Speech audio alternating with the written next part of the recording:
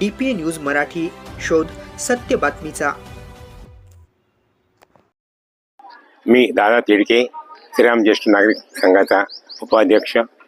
मी मतदान केलेले आहे आणि सर्वांना मी आवाहन करतो की सर्वांनी 100% मतदान करायलाच पाहिजे आणि हीच आपल्या काळाची गरज आहे। सर्वांनी योग्य उमेदवाराला मतदान करायलाच पाहिजे। जय हिंद, जय महाराष्ट्र।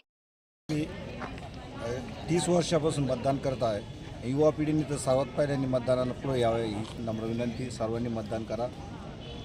जय हिंद, जय महाराष्ट्र। मी मतदान केले। आपण सर्वांनी मतदानाचा हक्क बजावा। किती वर्षापासून आपण मतदान करतात? मी गेली 10 वर्षापासून मतदान करतो।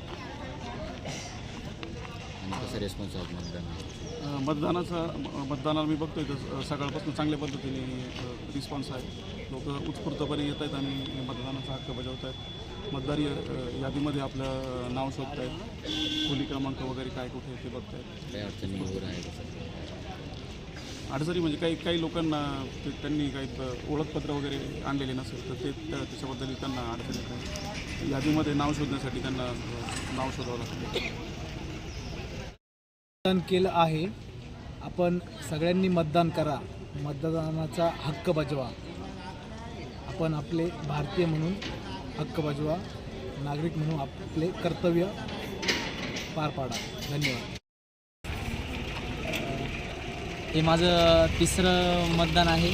पहिल्यांदा मी खासदारकीचं मतदान केलं होतं, दुसऱ्यांदा आमदारकीचं केलं होतं आणि तिसऱ्यांदा नगरसेवकाचं करतो आहे। प्रत्येक नागरिकाने मतदानाचा हक्क हा बजावलाच पाहिजे आणि लवकरात लवकर सर्वांनी येऊन मतदान करावे हीच विनंती। धन्यवाद। नमस्कार, मी प्रभाग क्रमांक 11 ड मधून सर्वसाधारण गटातून अपक्ष उमेदवार पद्मराज वामनराव काळे मी मतदान केलंय। आपण सुद्धा या लोकशाहीच्या उत्सवामध्ये सर्वांनी सामील होऊन योग्य त्या उमेदवाराला निवडून देण्यासाठी आपण सर्वांनी जास्तीत जास्त प्रमाणात मतदान करावं ही मी आपणास विनंती करतो। धन्यवाद। जय हिंद, जय भारत। मतदान केलं का आपण आणि काय? आज मी माझं मतदान केलं। मी सर्व नागरिकांना आवाहन करतो का आपण लोकशाहीचा जो डॉक्टर बाबासाहेब आंबेडकरांनी जो आपला अधिकार दिला त्या अधिकाराचा योग्य वापर करा आणि लोकशाही पद्धतीने मतदान करा। मी मतदान केलं। आपण सर्व युवक असेल, ज्येष्ठ महिला असेल किंवा ज्येष्ठ नागरिक असेल, सर्वांनी मतदान करा असं मी आवाहन करतो।